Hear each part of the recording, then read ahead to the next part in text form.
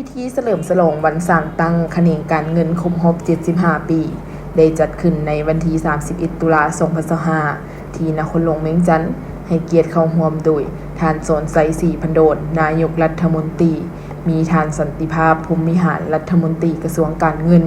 มีบรรดารัฐมนตรีอดีตการนำพร้อมด้วยภาคส่วนที่เกี่ยวข้องเข้าร่วมท่านสันติภาพภูมิหารได้กล่าวในพิธีเฉลิมฉลองวันสร้างตั้งเขนงการเงินในครั้งนี้ว่า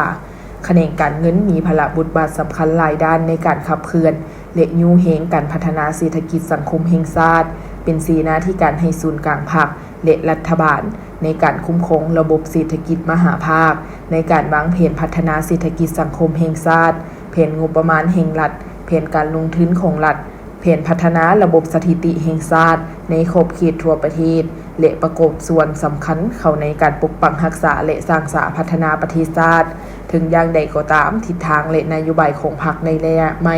จะสู่ส่วนปฏิบัติคำขวัญพัฒนาเวียกงานการเงินแห่งรัฐให้ก้าวขึ้นสู่ระยะใหม่มีความเข้มแข็งมั่นคงเป็นเจ้าตนเองเข้มงวดโปร่งใสยุติธรรมและทันสมัยบนจิตใจบุกทะลุการสร้างท่าหันเปลี่ยนใหม่อย่างแข็งแรงลึกซึ้งและรอบด้าน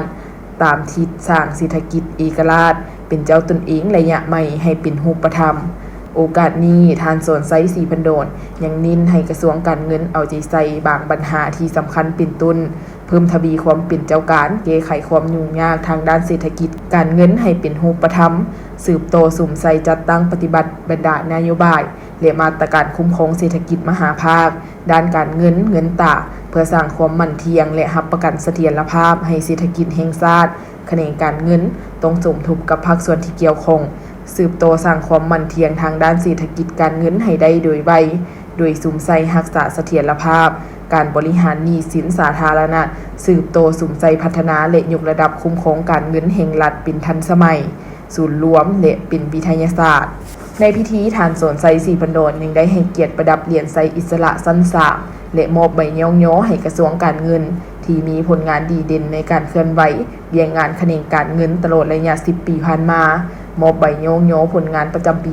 2024ให้พนักงานทั่วเขนงการเงินและท่านสันติภาพภูมิหารก็ได้มอบใบย่องย้อให้35 บริษัทที่ปฏิบัติพัฒนาดีเด่นประเภทหนึ่ง